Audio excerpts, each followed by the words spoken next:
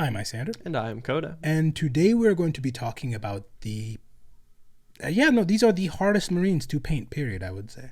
Of all of them. The most disgusting Marines. Yeah, the group with the highest kill count, it's in the trillions, just by proxy.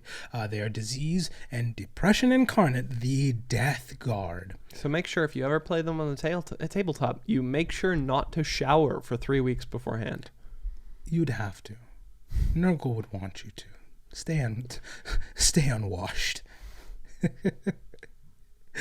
Who, by winning, have sentenced the High Lords to complete and utter damnation.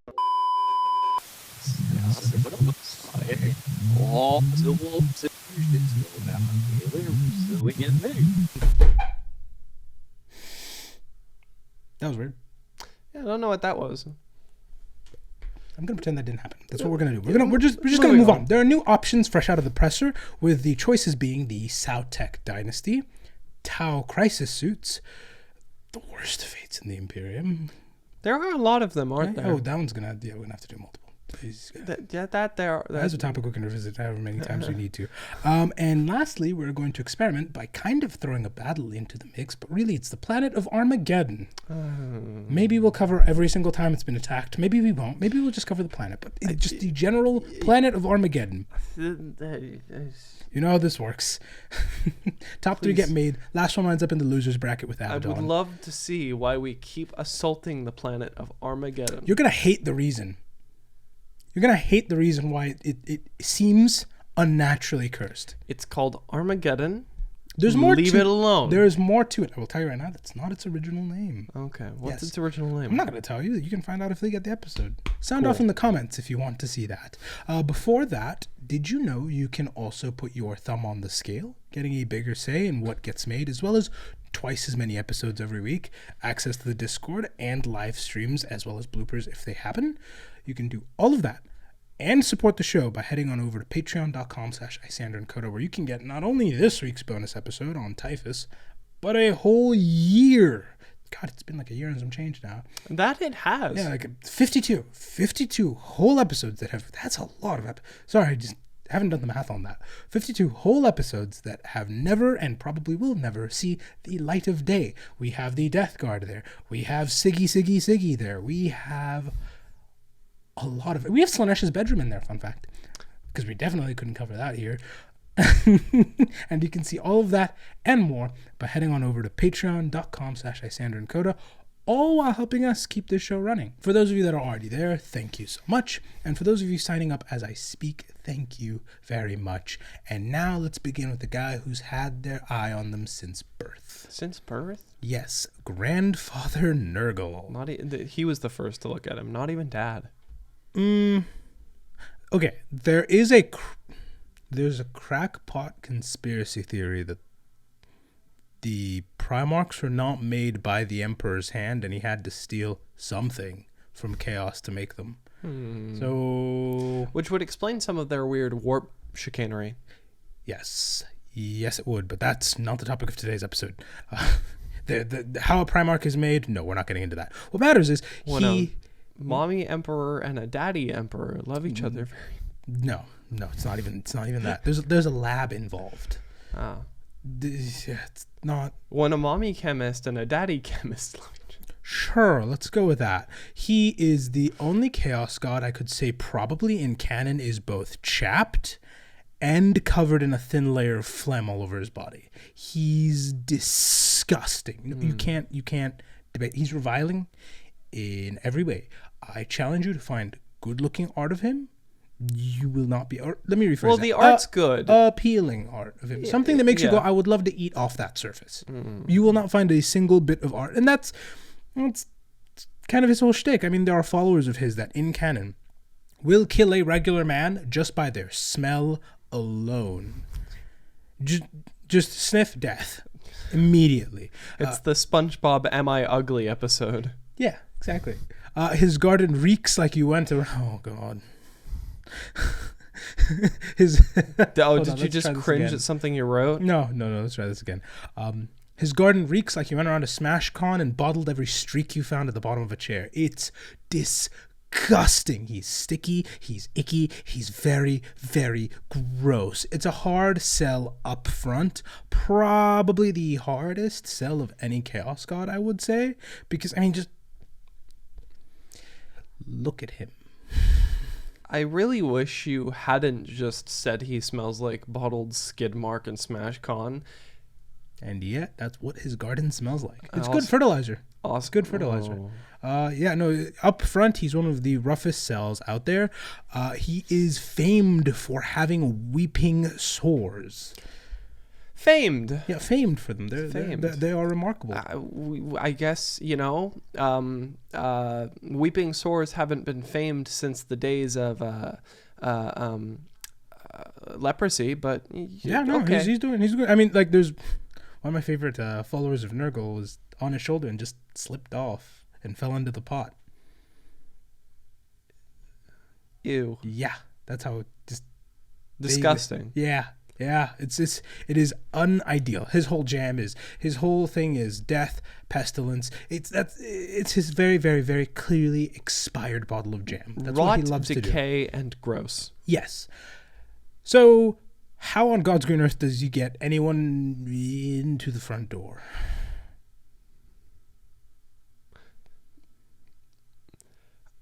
I assume some form of death. Yes, kind of, but also wrapped in all that gross is this understanding that death isn't that bad in the grand scheme of everything. You know, like from the moment your head pops out of the womb, that first breath, you're dying. That's it. That's all you've been doing since you were born is dying. Well, if I remember slowly. correctly, no, there's a hill because you're growing, and then you cap out at around, what is it, like 38 is when you begin deteriorating? No. From birth, there's but one thing guaranteed to you. There's but one destination for this ship. Taxes and death. Well, not even those are guaranteed if you're rich enough, dude. It just seems to be death. Nobody's rich enough to avoid that yet.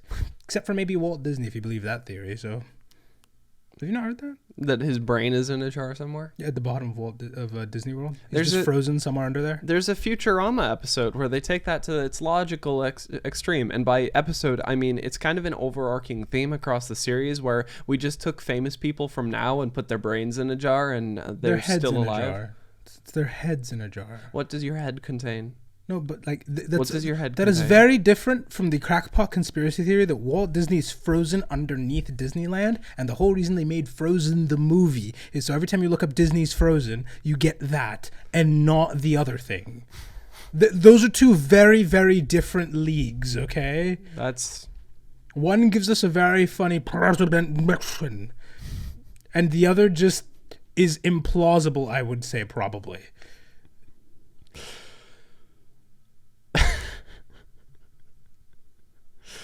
implausible, you say. Implausible. So until we figure out heads in jars, so far the only thing you're guaranteed is death from birth. It's the one thing. Doesn't matter how rich you are, doesn't matter how poor you are, doesn't matter how hot you are, doesn't matter how ugly you are. You will die. There's a box waiting for you somewhere, if you're lucky. If you can fit in a box, because sometimes people die gruesome deaths. It's more like getting poured into a box. But what matters jar. is, yeah, it's not. The jar will come in later. Actually, fun fact. Oh. Yeah, the jar. You will know, be a relevant. jar was in my head from the start of this because I was wondering if that My Little Pony jar guy was a weird, unholy abomination of a Slaneshi and a Nurglite.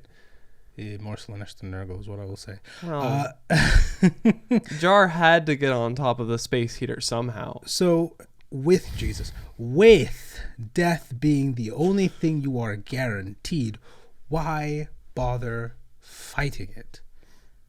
I mean, any system, if left unchecked, will only grow in entropy.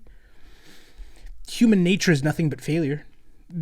To err is man. It's nothing more than making a series of mistakes until you make the big one, or your heart makes the big one, or a nerve ending makes the big one, or I don't know, you get really unlucky and step on a king cobra one day, and that's the big one. Yeah. Yeah, and so with all of that, there is nothing you can do. There is nothing that you can really change understanding that. It doesn't matter how hard you rage against the system. Things are always going to suck. So why bother? Just accept your lot in life. Just sit there. Nurgle loves you exactly the way you are and for who you are, and you don't need to change. You don't need to try and improve. It's all pointless anyhow. That person who hates you, he's gonna die. Same as you. Why are you even thinking about him? It is what it is. The natural course of all objects is to wither away and die. Nurgle is fundamental, and he's really hard to argue with. I would say, knowing that, he's probably, if not the first in this universe, the second most powerful Chaos God. It depends on how legalese you want to read his powers, because this is the kind of thing where the writers were writing this and did not realize what this portends. Because war is happening all the time, but as war is happening, everything is dying. And let's not forget, just everything is slowly going towards the heat death of the universe. Yeah. If you want to get that extreme about it. Yeah. So it depends on how deeply you want to read into that. I personally think that's a little cheap to say that everything in its constant state of decay is feeling Nurgle. That's a bit much. That's a bit aggressive. I mean, unless you subscribe to the Big Bang, Big Crunch theory, in which case, Nurgle will have his moment at the end of the Big Bang, but when things start crunching again. What? You don't know about that? No. So you know the Big Bang, right? Yeah. And it's like a singularity, boom, everything, right? Yeah, and then everything is still going further and further and further and further and further apart. There's a theory that eventually things will reach a sticking point, right? And that will be the heat death. But then after the heat death will come the big crunch, where gravity will constrain things right back into the singularity until it booms again. And so there's the theory that the universe is a great cycle where it just keeps going through big bang cycles of big bangs and big crunches back to big bangs. Funnily enough, that's kind of why Tzeentch and Nurgle hate each other, but also need each other. Because after everything rots, it's going to be Tzeentch who's going to be there to change it up. Yeah. It's gotta somebody has to stir the pot. Yeah, somebody has to be a pot stirrer, and it's gonna be Tzeentch. Oh my god, it's gonna be Tzeentch. So yeah, but I don't personally think he is. And I mean, I think he is entropy incarnate. I do not think everything experiencing entropy feeds him, because then that's just an unbeatable thing. No. Because if you want to even get that extreme, even the Chaos Gods experience it to some degree. So that's real high up there, but honestly that works for all the Chaos Gods. One could argue that Slaanesh is being fed all the time because everyone is overdoing everything in 40k. You're overdoing war. Not only are you feeding Khorne, you're feeding Slaanesh. There is nobody who has a grip on, because a dosage is what makes the poison, right? Mm-hmm. Nobody has a grip of that in 40k. Nobody. Everybody's overdoing something to some degree. So it kind of works because all of them are in this bickering kind of complicated system. The great game. Quite literally the great game. But in joining Nurgle, you don't get to be another piece on the board for Tzeentch, or be a rounding error for a corpse duct taped to a throne. You don't get to join some great army that's howling across the stars with Khorne, or a harem like Slaanesh. If you join Nurgle and Sons, you get to join a family. And that's a pretty sweet deal in 40k. Because Nurgle genuinely... Nurgle and Nurgle. A family company. I would say Nurgle and Sons. A family company. Nurgle and Sons? Mm-hmm. Nurgle, and ignore that woman in the corner, please. It's not Ish, I swear. Nurgle and Gurgle. Sure. Why not? Nurgle genuinely likes you as you are, flaws and all. And there's something nice to be said about that. There's something nice to be said about that. One should accept and love themselves while also striving to be the best version of that. It's that second part that gets cut clean off. Again, with all Chaos Gods, really good core message, love yourself, sweet. I'm all for that. Love you for you. Don't really care about what that guy's doing, because look, he's going to the same box I am. If I'm lucky, he may get hit by a box truck tomorrow. I can't control that. The Nurgle is love yourself, Love yourself. Be unbothered. The philosophy of love yourself, but every day is a mental health day.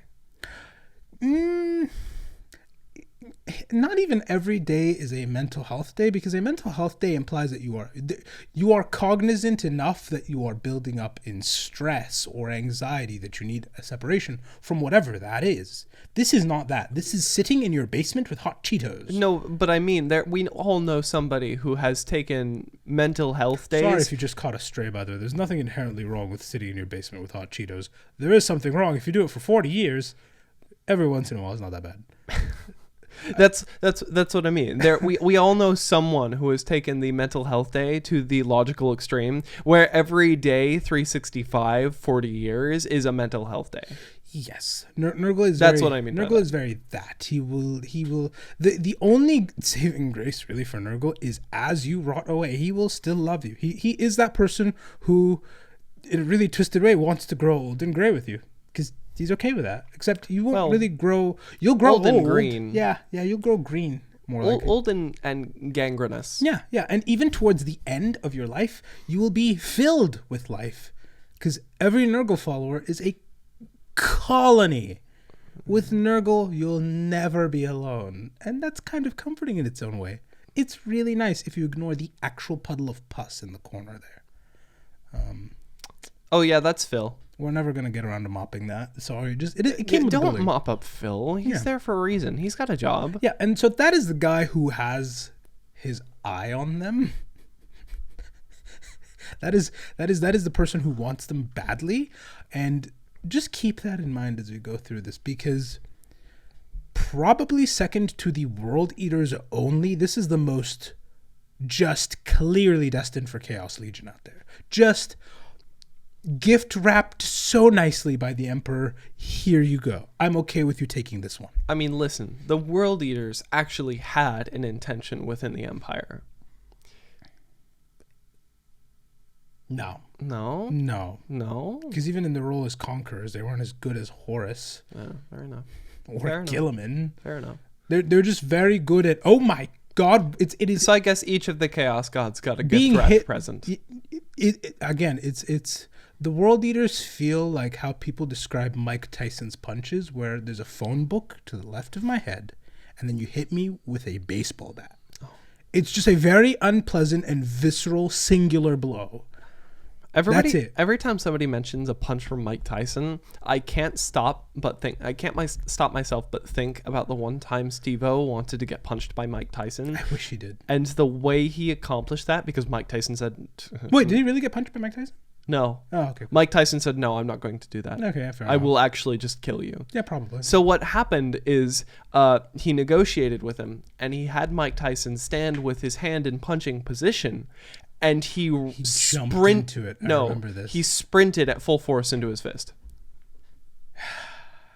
He's doing so much better now, is all I'm going to say. Oh, yeah. He's doing so much better now. I love that he's still doing some of the stunts, just not to like a self-harm degree. Mm-hmm.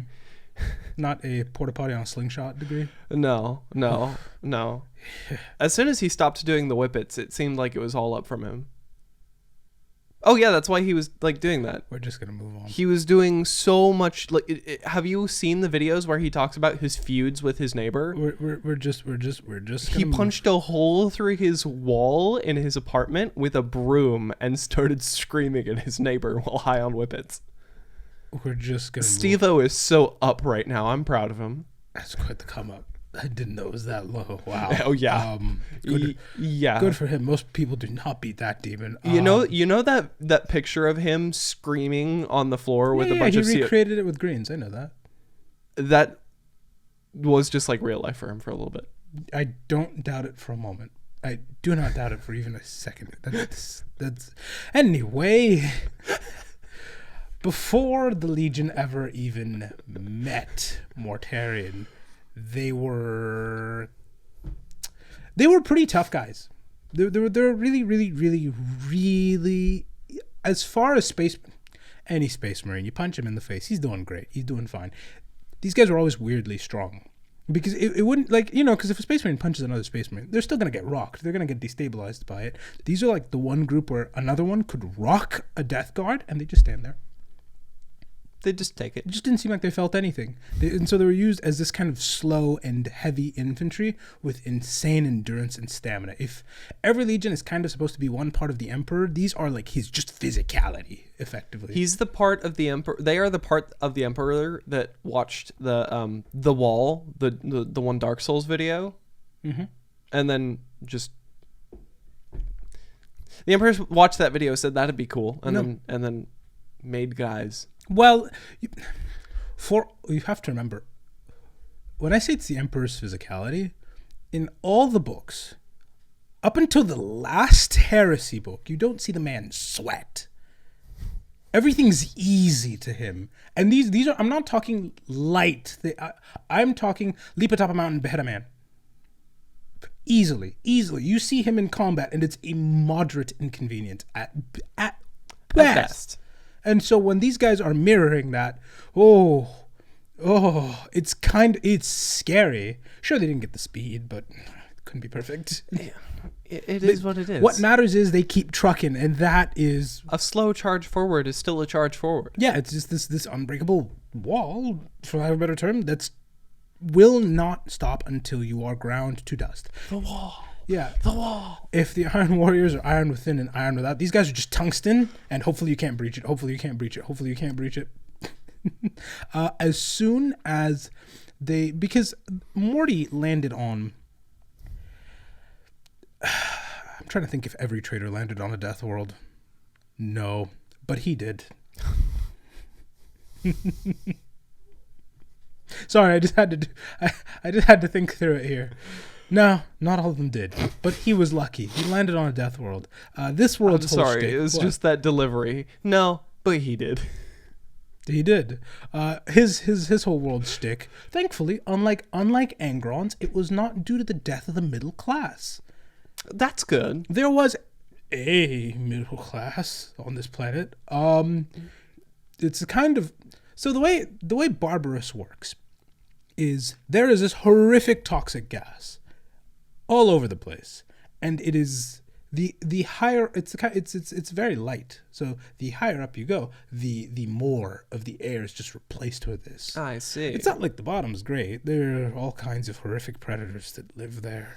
Unfortunately, they don't get as much screen time as some of the other death worlds. Barbarus is really like a gas hazard more than anything else. Yeah. Because don't go into that pit. That is a no, it's not. That's the a pit. Confined space. Well, no, it's not the pit. It's the inverse. Because again, it's lighter than air. So it's the higher up you go. The higher you. Yeah, exactly. It's a. But reverse. I get wind can still screw that up, and occasionally you just get a gust of mustard gas.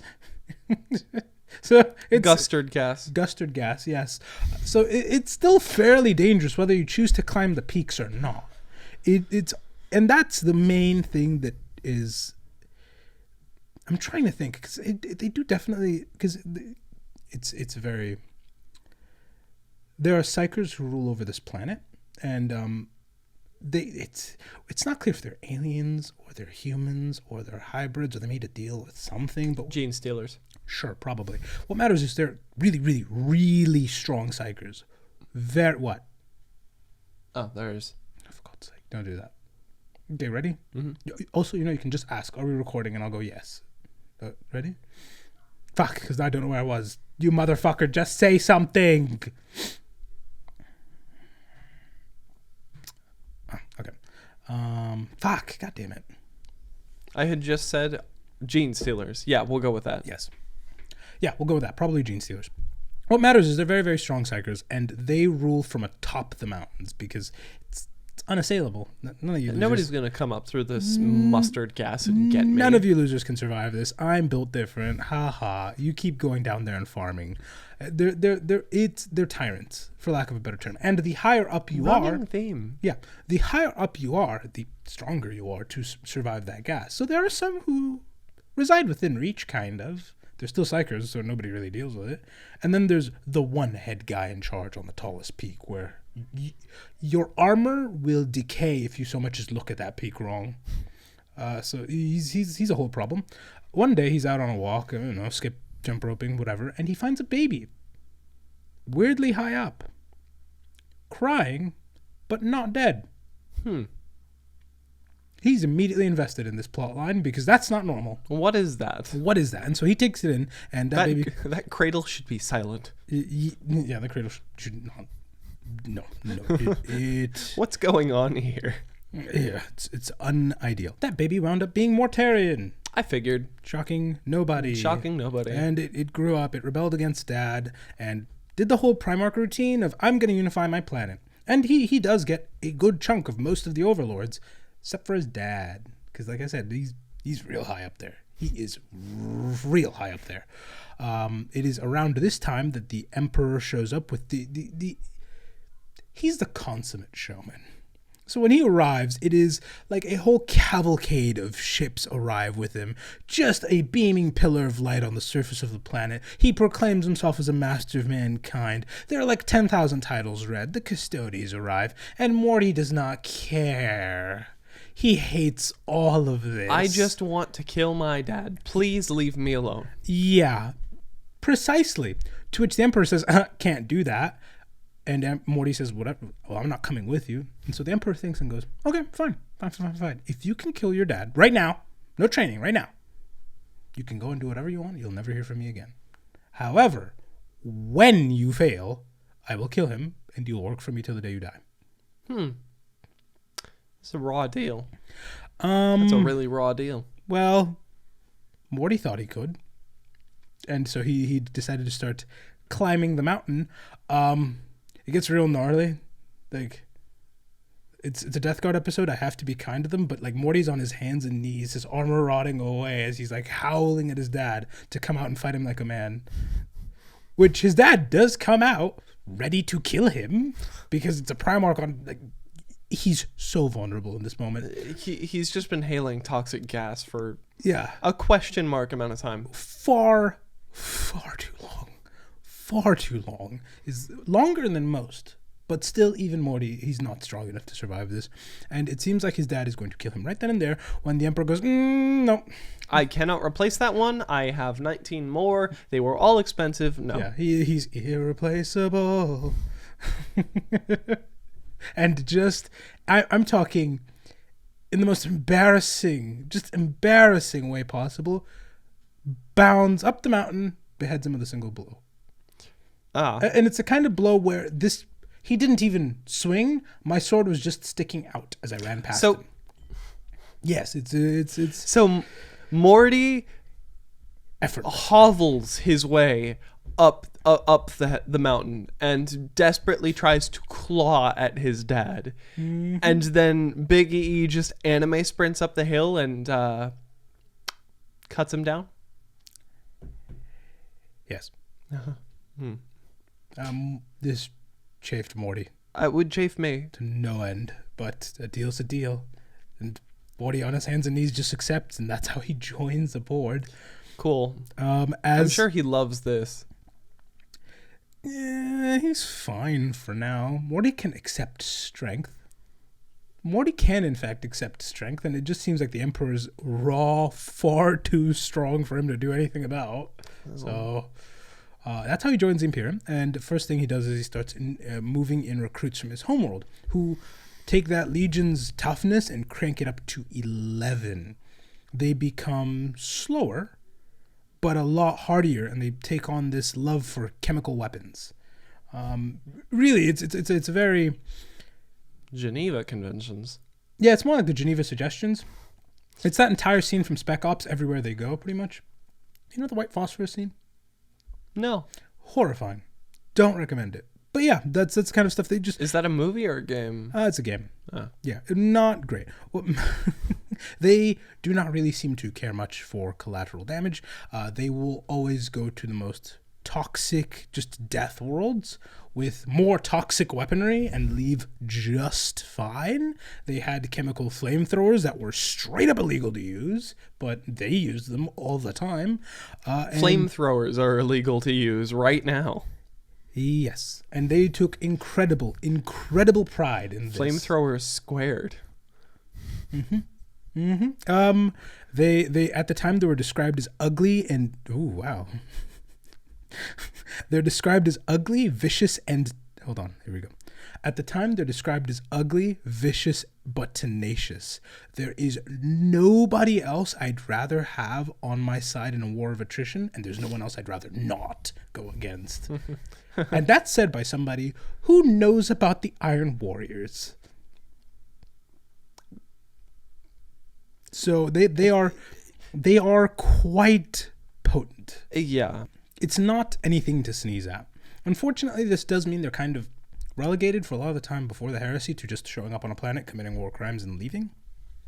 It's not really expanded on more than that. They just show up, flamethrowers. Show up, chemical weapons. Yeah. They do not have much written about them. There is one that matters where they go against this irrelevant alien race, rendered irrelevant by this war because they're going against the Death Guard.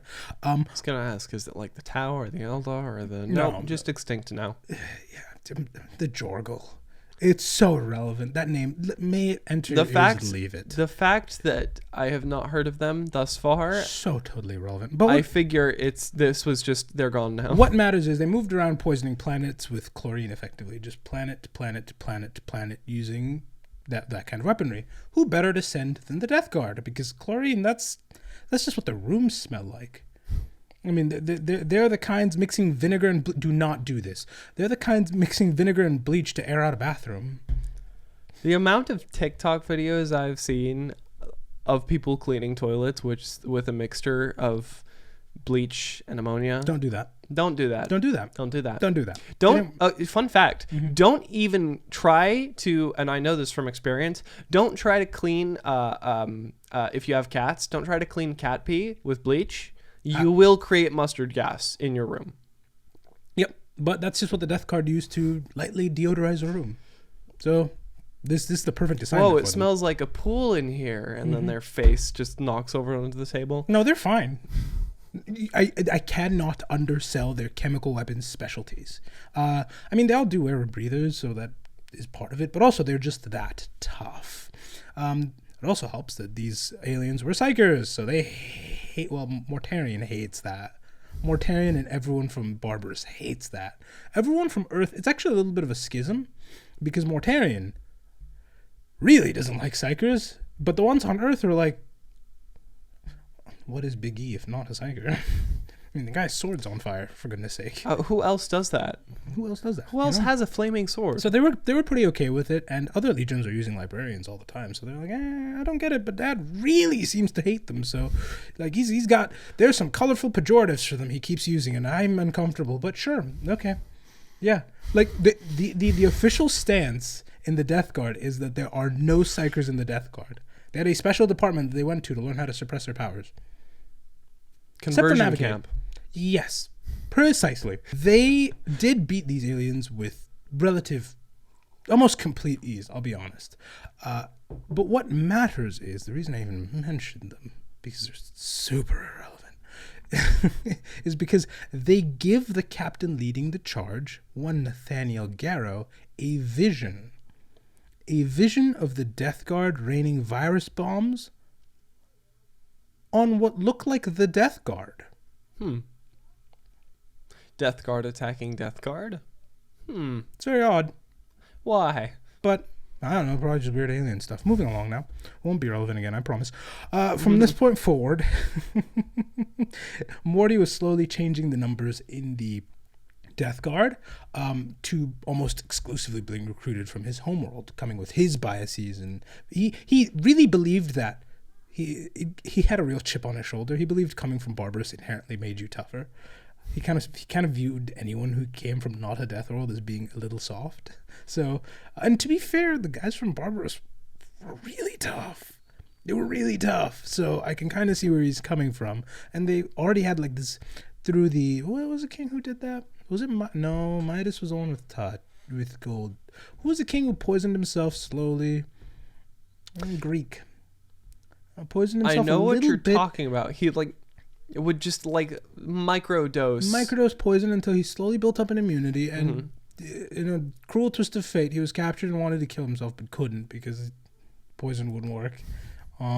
He was at least immune to poison, not swords. I thought the irony of that story was there was a poison that he didn't know about that No, I thought the irony was he wanted to end it, but couldn't because he was now immune to toxins. Oh, it's gonna come to me later. I don't remember. You know the story. You know the story. Yeah, Yes. it's a classic. And that's how people from Barbarus tended to be, just because they were inherently exposed to the stuff from birth, dude. Like your eyes open as a child on Barbarus and they sting, and you just kind of get used to that. You just accept it from life to from beginning to the end. My eyes have always stung. I just thought this was normal. Just why not? This is normal. And they were slowly ramping up their brutality, culminating in a compliance that was so brutal, the entire system saw what happened to one planet. We surrender. We surrender. And Please don't virus bomb us. Please, thank you. Yep, and every single member of the Death Guard from Earth, as well as every other ally watching this, went, what are you doing? That's a lot. Why are you... Okay, sure. This comes to its head, though, at the beginning of the heresy, something we've not covered at all, because... Usually we start right before and then sneak right into the middle of it. With the loyalists, I get to cheat and skip the beginning of the heresy because they didn't know about it. So you don't get to know. They were just operating as normal. The Great Crusade was still continuing. Yeah, the Great Crusade was continuing. What do you mean Horus has gone bad? Bald, you say? Impossible. The difference between bad and bald is one L. And with the traitors too, some of them weren't present for the very, very opening moves of the heresy. You saw a little bit of it with Angron, and you're going to see all of it with Mortarion, pretty much. Because these two, Horus said, I want to betray Dad, and they immediately said yes. No hesitation. Okay, Angron was no hesitation. Mortarion required a little bit of persuasion, but then Horus just pulled the whole, how do you think Dad beat you? You haven't considered that he's a... Do you think he could be a psyker? And then immediately a bunch of slurs started leaving Mortarion's mouth. Yup. At maximal velocity. It suddenly all made sense. How else could he have done that? I'm really strong, and I couldn't do it, but he did it easily, and the only other people who've been able to make that work were psychers. And he lacked the introspection to realize that everyone below him that he'd managed to massacre were also psychers. Maybe he's... No, impossible. No, Mortarion couldn't be a psyker. I couldn't possibly be a psyker. Mortarion couldn't possibly be a psyker. I couldn't be one of them. Who's them? And this begins on Isstvan III, because we've talked about Isstvan V. It's the worst. It's the worst battle map. Yeah, but we have to go 2 episodes back to the prequel. Yes. The prequel episode. The prequel episode. Isstvan V gives us the worst battle map you'll ever see, where it's just loyalists and then red all around them. It is...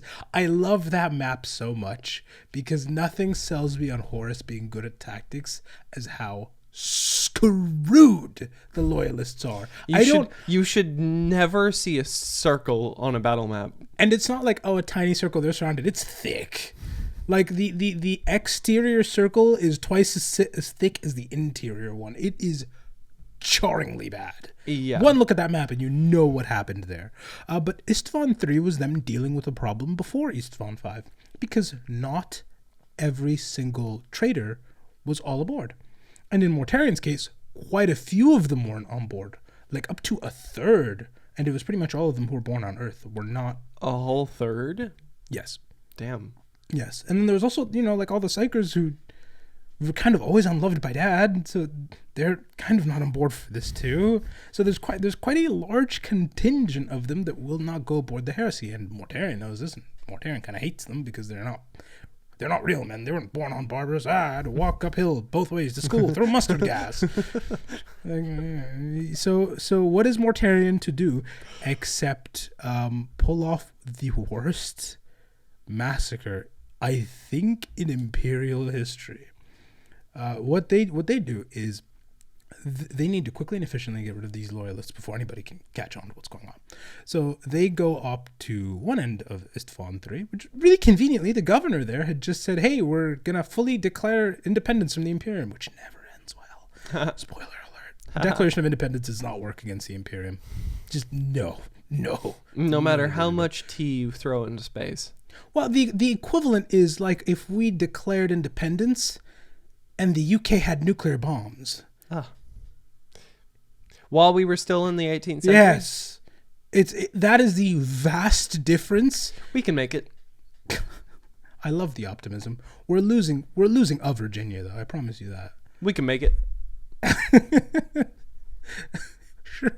Sure. As long as we still have West Virginia. Well, you've just admitted the Virginia you like more, so. It's because it's in that one song. So this governor conveniently gives them the perfect place to send far too many Marines, like far too many. No one would question this. Horus needs to set an example. Sure. Send like 5 whole legions. Why not? Why not? Why not? And they deploy all of them down, and none of them really notice that it's just the loyalists getting deployed. They're just like, this is weird, but hey, we haven't been deployed together in a while. This is kind of neat. This is pretty cool. And the second that they are all on the ground and the battle commences, virus bombs get launched at the planet. This one does not have a mean battle map. That's just what happens. It's land death. That would be kind. Because we have not covered the many, many ways a planet goes bye-bye in 40K. The Life Eater virus is awful. The what? The Life Eater virus. It's the most... I wonder what that does. Yeah, I love 40K naming. It is the most contagious thing you can... I don't even know how they store this thing. It goes across a planet in minutes. Minutes? Yes, minutes. And it doesn't matter unless you are in something totally vacuum sealed, twice over airtight, you will die to this. It will... This is the preferred solution to Tyranids. This is the preferred solution to Tyranids. It's awful. Armor will not save you. Rebreathers will not save you. You are so screwed if they use this. Cool. Yeah, every single normal human is dead. 8 billion plus just gone without a thought. Hopefully quickly. We'll get to that. There are some Marines on the surface who managed to get a tiny bit of warning from a loyalist, and so they are able to get to bunkers and bomb shelters, but not very many. And the reason I'm using the Death Guard to explain this in specific is because of all the legions present on that day, they have the single saddest moment of them all. Because, like, for example, the Emperor's children are the ones who, like, get the message out. Like, hey, whoa, our ship just... Run. So they do get to do that. And there's a couple of other contingents that get to do stuff. But the saddest moment is when 2 loyalist Death Guard are left. One is a captain just trying to usher people in his regular armor. And another is a dreadnought who refused to go in because he's interred in a dreadnought. I'm in a dreadnought. If anything could get in here, I would die. I would be dead from fresh air, effectively. Mm-hmm. So those 2 are doing it together, and at the last moment, the captain sees the virus approaching because it's kind of a physical thing you can see. It's a big green cloud, I assume. It's terrifying. The captain orders his men to shut him out of it, and so he's just out there with the dreadnought, and as he feels his skin beginning to burn and liquefy underneath his very armor, he can still see the dreadnought has a tiny crack. Oh. From the exchanged gunfire earlier. Oh. Yeah. So both of them are screwed. He looks him in the eye and just... Oh, hold on. I'd imagine he doesn't look him in the eye. He looks him through the little slit that they give for their eyes.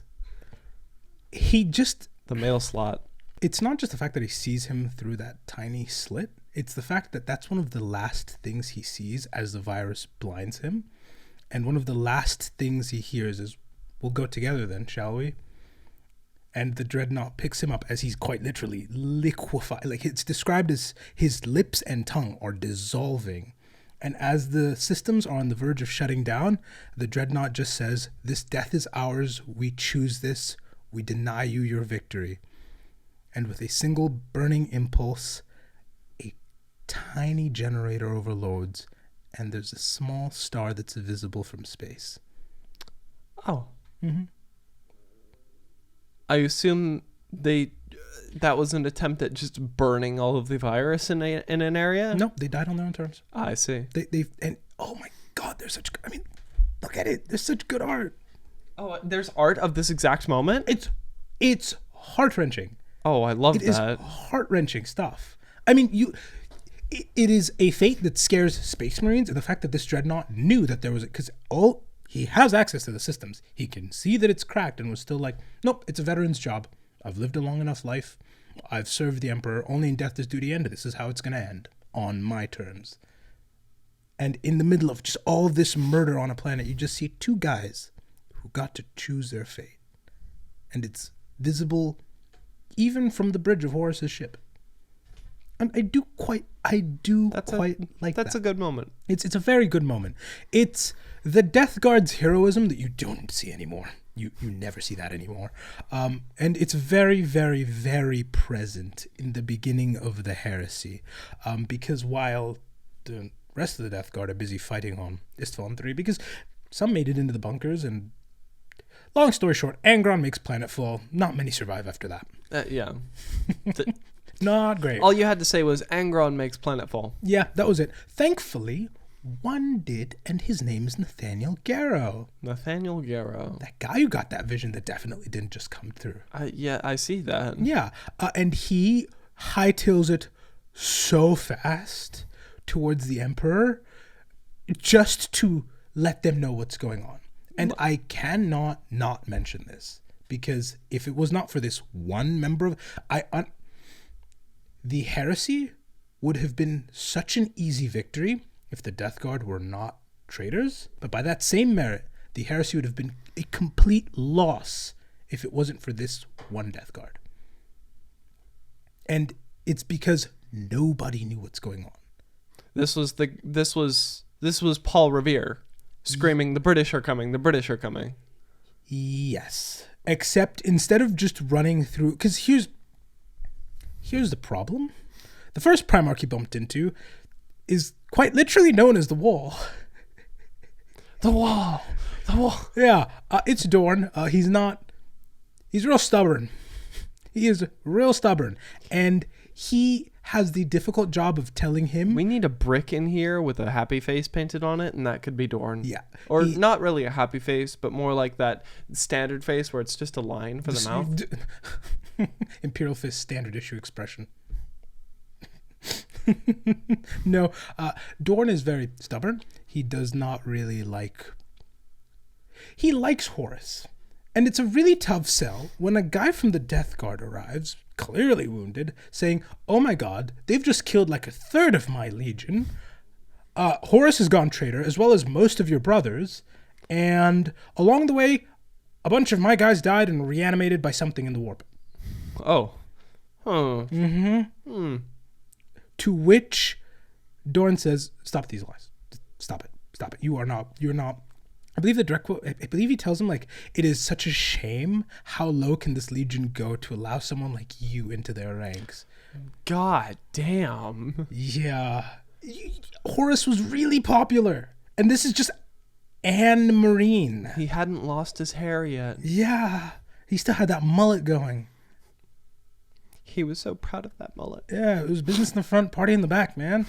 And the response to that is effectively looking a Primarch in the eyes and telling him, "You are being a soft, weak-willed, tiny hands baby man for not recognizing this.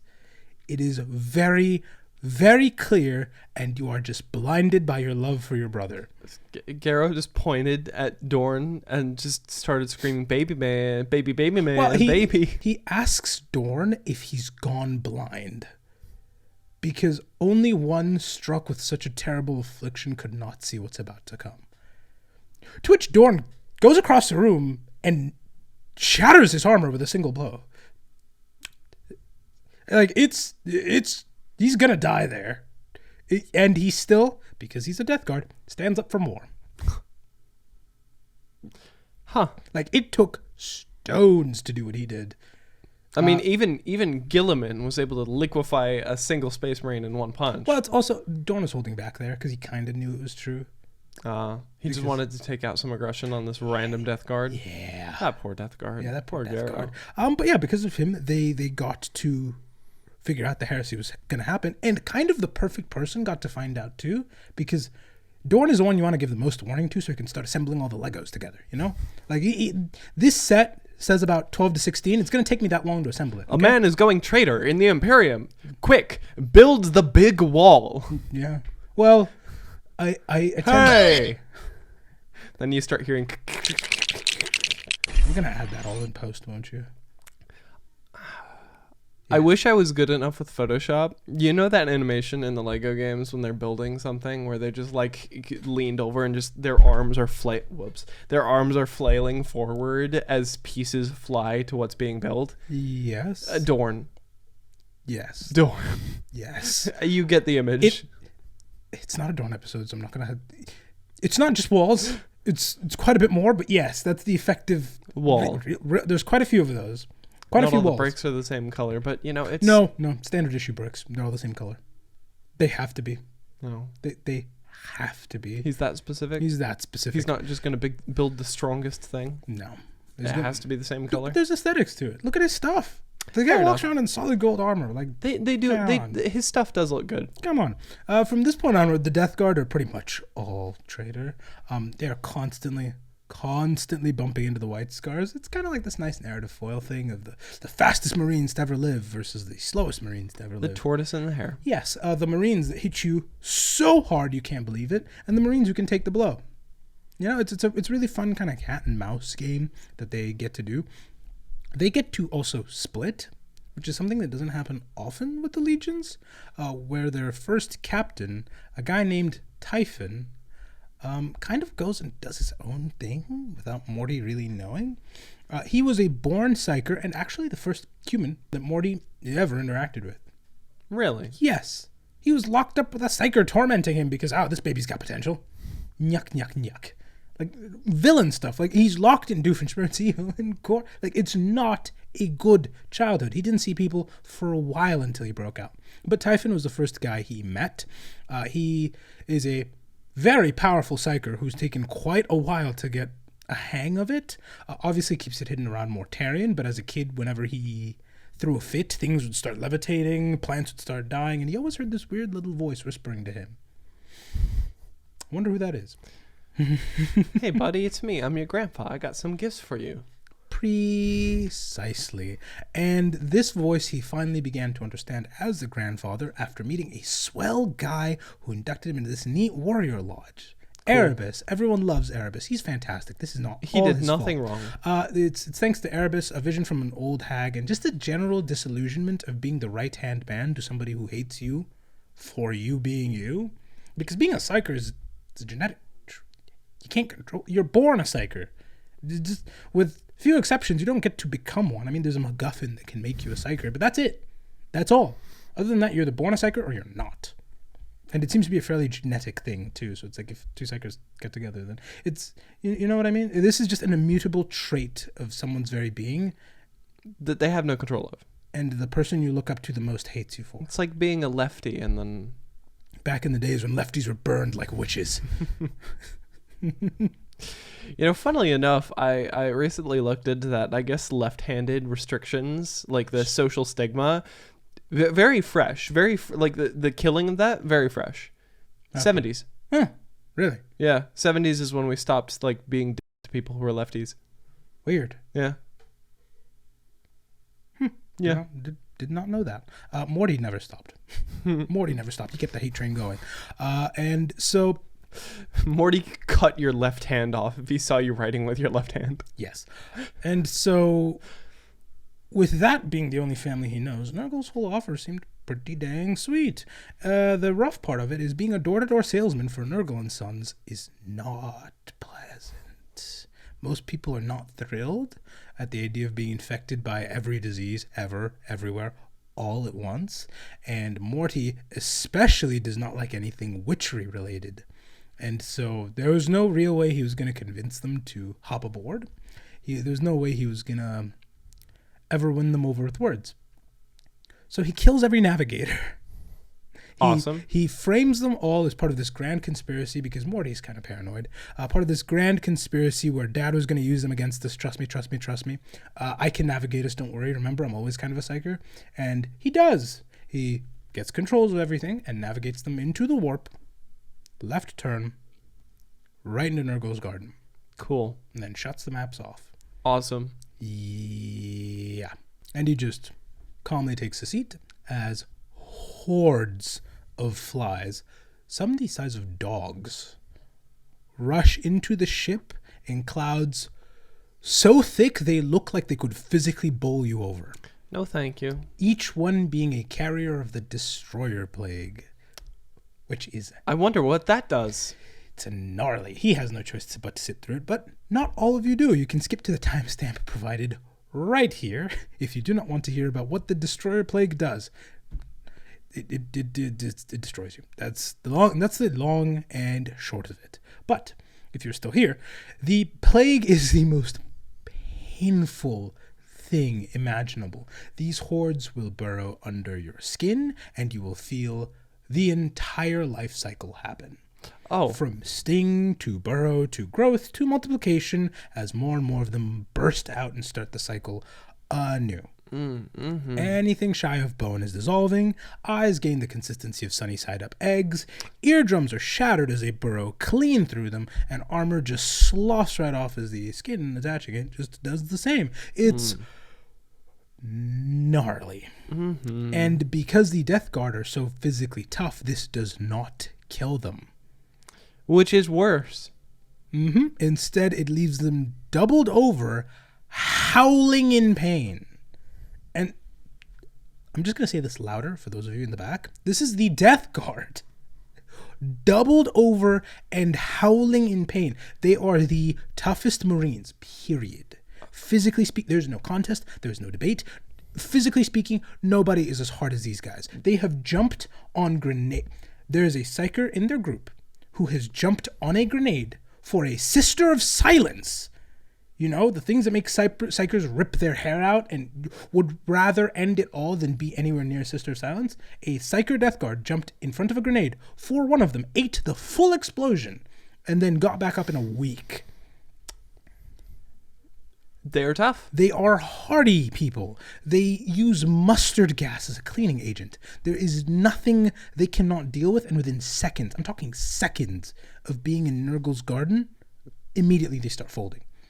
I mean, the opening scene is so tough because you just see a member of the Death Guard sweating profusely and breaking out in a fever before he tries to grab at stairs, doubles over and just spews black fluid that is wriggling with worms. From there, he just starts screaming until his vocal cords give out, and there's this genuine panic you don't get to see often from Marines when they realize there's a contagion aboard the ship and they just start sealing off different sections. But it's a moot point. It's It's everywhere. Too late. It is far too late, and it reduces these grown, hyper-augmented men into weeping children. That is how rough. All of them are infirm within a matter of hours. De facto, they are done. And the only two left standing are Mortarion and Typhon. I'm sure they're in the same amount of pain. They're just built different. They're just built different. Yeah, this does enrage Mortarion beyond belief, though, and he properly does kill Typhon. I mean, he uses his scythe named Silence to rip. Yes, his scythe is named Silence. Jeez. Yeah. Warhammer 40k, stop being 2013 level edgy. Challenge impossible. Do you know what Typhon's scythe is named? Stink. Man Reaper. It's Man Reaper. Yep. Anyway, using Silence, he almost cuts clean through Typhon, which should properly kill him, and usually does properly kill him. Should. Yes, but oh my god, it's Nurgle with a steel chair. And he keeps him alive from this massive, I say open concept room quite often. You can see right through him. Open concept chest. Yes. And Nurgle uses all that space as every fly aboard stops and then pivots towards him and starts pouring into the now open wound as he becomes the host of the Destroyer Plague itself. It's free real estate. Yes. He bloats beyond belief. They fill his lungs. His bones contort and form these chimneys that stick out of his back where the flies will just keep spilling out. And the whole time, there's this gurgling laughter that is escaping Typhon as he goes through this willingly. It's described as being this hoarse gurgling, like you can hear the cracking of the flies within too. Like, you know that buzz? Yeah, it's really unfortunate stuff. Mm-hmm. Yeah. And it is here that Nurgle basically tells him, look, there's no way out. There's no way out. You can't kill Typhon. He is the living he's the incarnation of this, and he will not let up the suffering until you agree. If you don't, I can sit here forever. And I know you can too. Mm-hmm. I can sit here forever. I know you can too, and your sons are going to be screaming the entire time. And so Morty, to save his sons, pledges all of their souls to them. Ah, all of them? Mm-hmm. Did they ask for that? They're crying in the corner, dude. Yeah, fair enough. Dad has to do what dad has to do. Fair enough. And so that is how they all fall in line, effectively. And from the moment they leave the warp, they are now full bore the Death Guard you know and love and really hate to paint today. I hate to look at. I quite enjoy it because there's a lot of talent. I do see a lot of talent. There's a lot of talent. But I also see things that make me want to vomit. Yeah. Or I guess there's this new fad, scrom it. Make me want to scrom it. Yeah, working with Nurgle's not the most visually appealing thing, but hey, it's emotionally good for you. So from there they go on to be one of the heavier hitters of the heresy. They are constantly put... They are the reason Perturabo throws a controller and rage quits. Really? Yes. Well, Perturabo throws his controller and rage quits at the sheer slightest. No. Like leaves the siege. Leaves the game. Yes, like actually hard leaves the siege. Goes, nope, I'm done. Usually he just screams. Yeah. It's because they were doing while all the traitor legions are off doing their own thing. The Emperor's children are off doing just the worst things imaginable to civilians. Angron's over there losing his mind, and Perturabo's getting really frustrated and having a hard time dealing with Dorne's defenses. Mortarion is just chewing through them slowly, but just chewing through them without any real issue. It's said that they were the first and last to leave. Well, they fired the first shots when Earth was sieged, and they were some of the last to retreat. So they were doing so well that chaos-addled Horus was able to look at them and go, you are better at siege than Perturabo, which that is not what you say to Perturabo, ever. He immediately throws a controller and runs away. He hates it. Did he take part in the Siege of Terra? Who? No, he did, up until he was told, back off, Mortarion's better at this. To which he loses it. He loses it and just leaves. They're the ones who shattered most of the miles of trenches around the palace. They're the ones who they'd erect these siege towers possessed by Nurgle, and if you do kill them, they explode into this it's described as tsunami of pus. Yeah, it is not. They got quite a few gifts from Nurgle. Before they felt unkillable, now they were actually raw, just indestructible, is what it felt like. All the chemical warfare they used to go for was changed to biological warfare instead. It is just sickening stuff. Even on the tabletop they do this. Like there's like a little radius around some of your units, and it grows as the game goes. It's the stink cloud. Yeah, pretty much. It's the disease vector. And one of my favorite moments of levity is when a series of guardsmen are effectively mag dumping into a member of the Death Guard. And they finally get him. I'm assuming after they call in a Lehman Russ. And after a few minutes, they're like, yeah, they celebrate. And then he just like, they hear this buzzing start back up again as this wet laugh echoes across the battlefield. And it just stands back up in waves. Yeah. Gross. Yeah. Gross. And it's the most sickening, just like, they're horrific. They're a menace. And that's before we even get into the living moth Mortarion with those massive wings now. Because now he's a proper demon Primarch. He's got wings now. Which chafes the hell out of Perturabo because he's only better at this because he's Whatever. It's fine. He looks fantastic. He definitely reeks.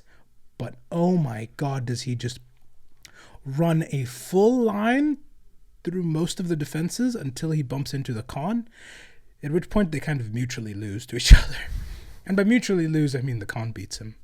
So, but hey, the Khan was wounded enough to have to kind of step back for a few moments. I see. That's how it's a mutual. Yeah, it's barely mutual. It's barely. I'll be honest. It's a Death Guard episode. Morty lost. Morty lost, but he got some good hits on. Yeah, he got some. Mr. Khan. At this point, Typhon, who's now Typhus, the living swarm, Typhoid. Takes command and decides to beeline it, or attempt to beeline it. That fails, and so they all retreat. Even everyone retreats because Horus loses. You know how this heresy goes. What? Beeline. Yeah, beeline. Yeah, but bees are cute. The insects they have, dog-sized flies. It's not great. Every Traitor Legion retreats because they lose the heresy. That's how this goes. Lose. And like I said, they arguably everybody lost. Everybody lost. And it said they were the last legion to retreat from Terra. Ever since then, they've been on this wonderfully creatively named planet known as the Plague Planet, and they have been setting up booths at the local job fair and recruiting people to join Nurgle's family. Mm-hmm. It's recruiting. No, they genuinely have been recruiting. Really? Recruiting? It's a very real problem for Chaos Marines when it comes to making more Marines. It's why, like, Khorne just kind of recruits from anywhere. It's kind of Khorne will grab a random person and then, like, scream Khorne in their ears, and then they go, ah! Yes. But these guys actually try and recruit, because they actually don't do a lot of infighting like most of the Traitor Legions do. They still have a pretty intact command structure. It's still Mortarion at the top, the head moth, and then everything beneath him. This organization means that they have quite the numbers advantage over most traders. I'm assuming part of that is, let's call it Nurgle's virulence, but they have quite, it's said to be somewhere in the near 100,000, so they're really strong. Damn. They are very strong. They have healthy numbers relative to everybody else who's a traitor. This structure, I love it. I like it when things are organized nicely, and Nurgle seems to be the only Chaos God who knows how to count. Because his number is 7, and he sticks to that bit. Everything is divisible by 7. It's so nice. Mortarion has 7 personal guards who all stay within 42 feet of him. There are 700 sepsis cohorts, 7 companies. There are maledictums, which are 350 people each. Nurgle counts so well. I love it. Those are all divisible by 7. Yes, it's so great. And so with all of their numbers and that very clean and clear command structure, they've become quite a problem. They constantly leave the warp and just spread plagues wherever they happen to be before disappearing again and doing it all over and over and over. And that brings us to the greatest tragedy, because before the heresy, their whole thing was, freedom from tyrants. We'll fight for our own strength. We'll fight for our own freedom. We will be strong. We will be resilient, and we will never, ever be subservient to anyone. Never back down. Never what? Never give up. I just want to hear.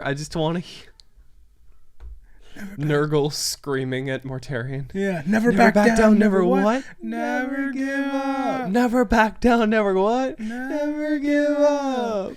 It's more Typhus shouting that at Mortarion. Oh, really? Yeah. Oh. It's a very solid set of virtues to hold. However, it's very, very incompatible with outright being a slave to a chaos god. They are massive hypocrites. And listen, this is not, they serve Nurgle because they want to. They're a whole big family. They are Nurgle and Gurgle, a family company. They're a group of freedom-fighting witch hunters who now only live through twisted magic and have no form of freedom. Because Nurgle did not cure the Destroyer Plague. Oh. That is why you see them so jacked up. That is why you see just extra tubing, like, running out of them. My favorite one that I've seen so far is somebody whose arm is just gone, and now they have just a big tongue. Yeah. I would say it's a tentacle, but it looks like a big tongue. Yep. Horrifying. Yeah. Nurgle never fixed any of that. And whenever they get disconnected from him, they immediately feel everything that they have been subject to. All of the gifts, every life form they're actively hosting. The fact that they are living, walking petri dishes. I mean, look at the art for the death card. It's awful. Feeling even a quarter of that, I'm ending it. I'm ending it. No. Yeah. It's because of this that they have no agency. They have no free will. They cope, they pretend they do, but they don't have a choice. Like, they'll say, oh, yeah, we're just part of a big, happy family. But, like, yeah, this is loyalty by coercion. Mm-hmm. And so they've kind of become massive hypocrites. Some will say that their values have changed over time, and they spread out these gifts to weed out the weak and enlighten the strong with infection. Mm-hmm. Others say that this is spread through a sense of self-loathing, where this is how far I've fallen, I'm going to make sure you come down with me, baby. It's up to you. At least they're honest with themselves. It depends. I'd say it goes on a case-by-case basis. Some probably do it through cope. Others know they're hypocrites, and others are like, I will drag you down with me. I've fallen, and I'll make sure you do. That's kind of up to your own personal interpretation. What matters is they are disease vectors that would make bats, birds, and swine jealous. Flues are light work. Flues are nothing. Yeah. They use decapitated heads as grenades. That's awesome. It is really, really cool. They use power scythes. That is edgy. It's so edgy. It's so edgy. I mean, come on, Dad uses a scythe. We're going to use a scythe too. And they are constantly plaguing everything and everyone, with my favorite example being when they go up against the Tyranids, and I get one of my... It's comedy platinum. What happens? See, they want this jungle world because they want it. And the Tyranids want this jungle world because they want to eat it. And the solution here is, instead of amicably talking to each other or settling it via thumb war, they decide they're going to out-poison each other. And so there's this arms race of toxicity as more plagues are unleashed, more venoms are unleashed by the hive, and it just keeps going and going and going and going. It feels like Looney Tunes, where one runs off screen, comes back with a hammer. He runs off screen, comes back with an Uzi. He runs off screen, comes back with an RPG. And this just keeps happening over and over and over. 1, 2, 3, 4. I declare plague war. That comes later. Oh, damn. Yeah, and it just gets so bad that neither party can use the planet anymore, and anything that sets foot melts. A single hive ship tries to, like, you know the thing where they put the tendrils under the ground and siphon up everything? Mm-hmm. Everything's already dissolved at this point, so the ship's like, maybe we can still repurpose it. It gets so sick, other ships have to mercy kill it. Oh, that's bad. Yeah. Oh, that's bad. So Oh, that's bad. So something can get so toxic that the hive won't want anything to do with it, and something can get so toxic the Death Guard don't want anything to do with it. And I love that's how we found that out. Other than that, though, the most important thing is the 1, 2, 3, 4. I declare plague war. They've been ransacking Gilliman's backyard. There's no two ways about it. It's a whole problem. Because it's fun. Yeah, and Papa Nurgle... It's fun to screw with the big blueberry boy. And he wanted some more real estate. He really wanted some more real estate. And so they banded together and started pushing forward into real space, slowly eating vast swaths of his own... Of Gilliman's own backyard. They unleash things known as the oozing pox, the plague that walks, eye rot. Which is just so not ideal. Yeah. And the crawling pestilence. Yeah, it's not great. Though, in true 40k fashion, this is kind of those planets' fault. It's kind of like a murder. It's kind of like an Armageddon situation. Because these planets are named, I kid you not, Noxious, Verminous, and Rotgrave. So... maybe they had it coming. This is kind of like a Murder, Massachusetts situation.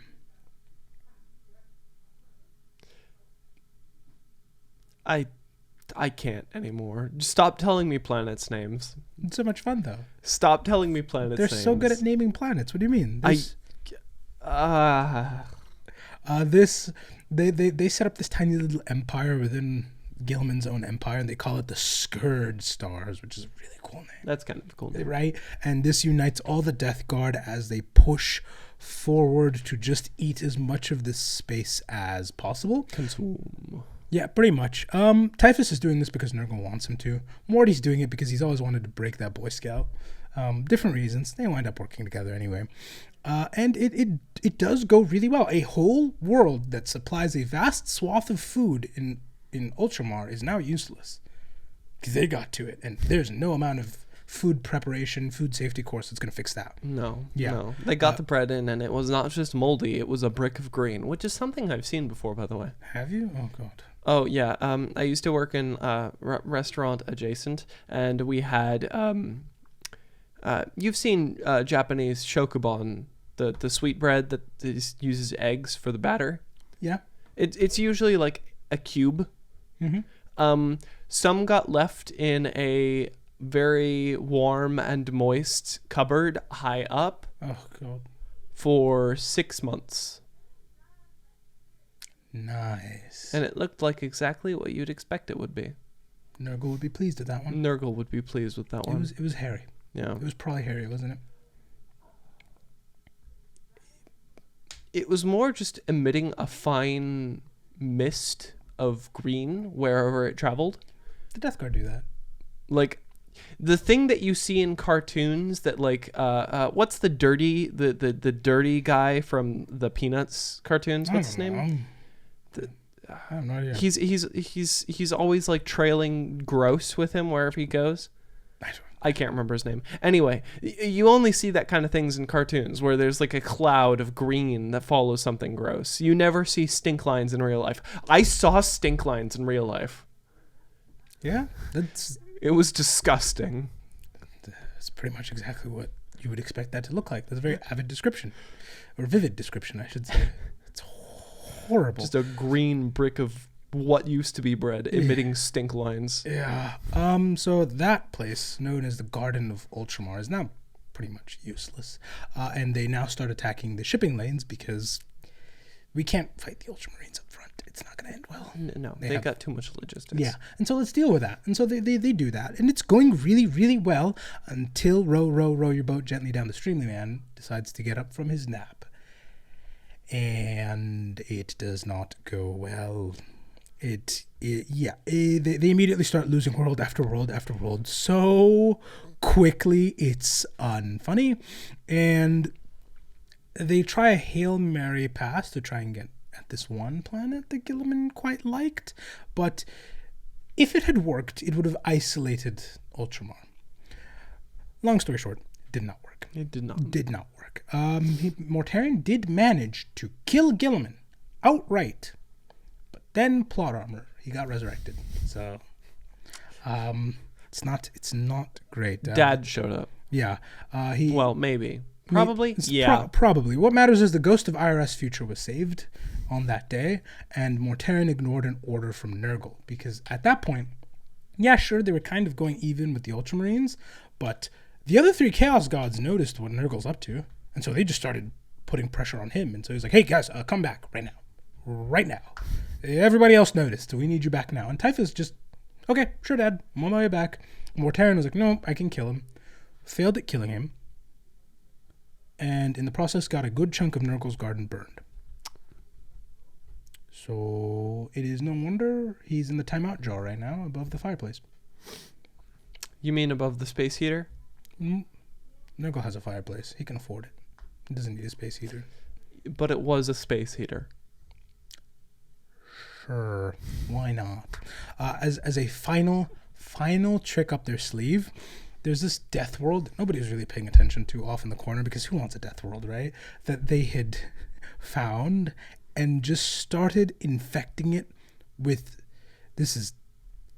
they made a planet that could infect other planets with disease. Cool. And it was effectively a Death Star / dirty bomb combination thing. It's described as having scabs the size of cities.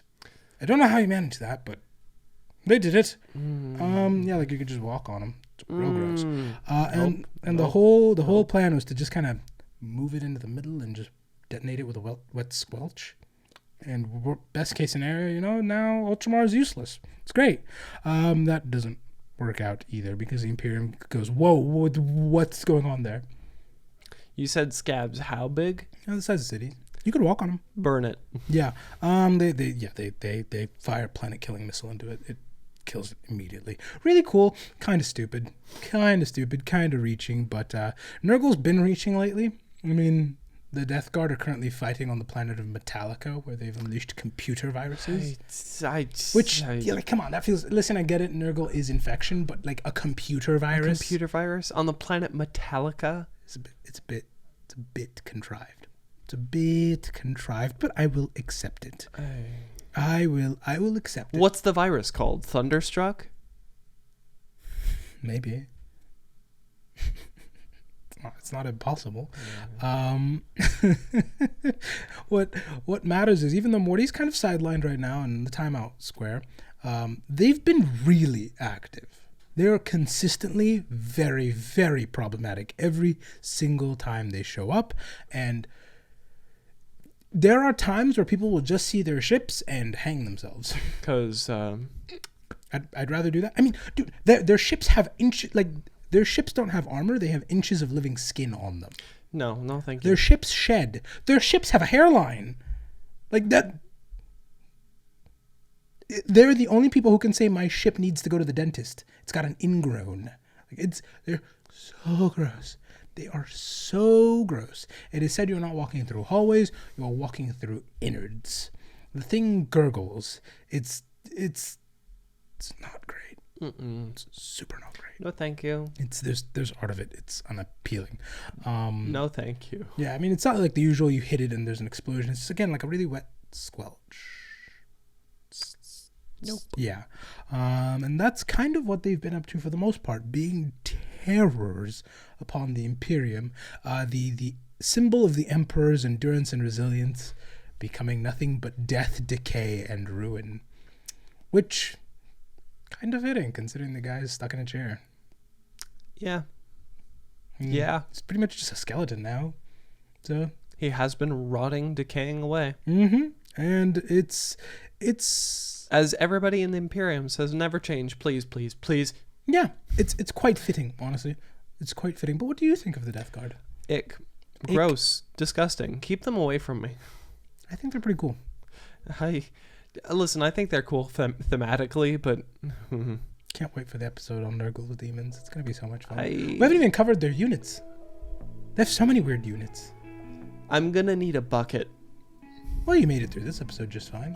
Barely. Oh, you did fine. You did great. You seem to have lost it when I mentioned their ships have, like, gum lines going on, but... You know, like, there's plaque build up on the ship, but... What? It's true. I'm just the messenger. Gurgle. Nurgle would like that. I know he would. It rhymes with his name. It does. But that does bring an end to this episode. Be sure you sound off in the comments on the faction you want to hear from, as well as let us know what you think of the new microphones. We have made a change to the studio, and I'm curious to see what you think of it. As always, thank you for tuning in, and thank you for being you.